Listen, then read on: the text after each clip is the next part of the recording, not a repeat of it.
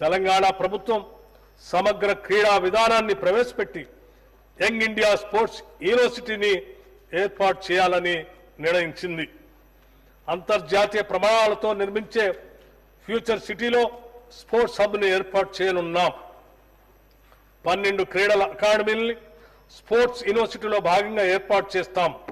అంతర్జాతీయ స్థాయి అధునాతన మౌలిక సదుపాయాలతో పాటు ఈ స్పోర్ట్స్ హబ్లో sports science center, sports medicine సెంటర్లు కూడా అందుబాటులోకి రానున్నాయి.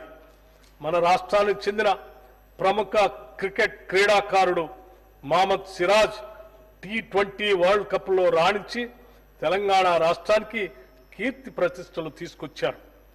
వారిని రాష్ట్ర ప్రభుత్వం సత్కరిస్తూ DSP ఉద్యోగంతో పాటు జూబ్లీహిల్స్లో 600 చదరపు గజాల ఇంటి స్థలాన్ని కేటాయించింది.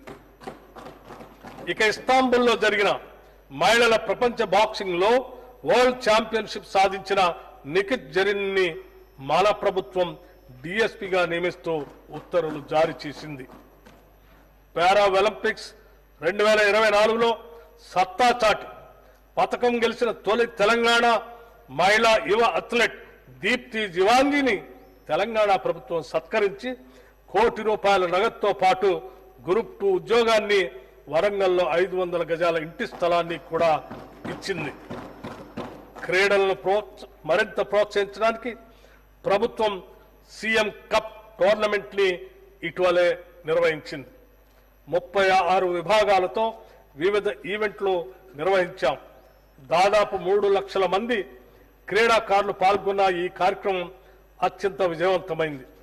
క్రీడా శాఖకు ఈ బడ్జెట్లో ₹465 కోట్ల ప్రతిపాదిస్తున్నాం.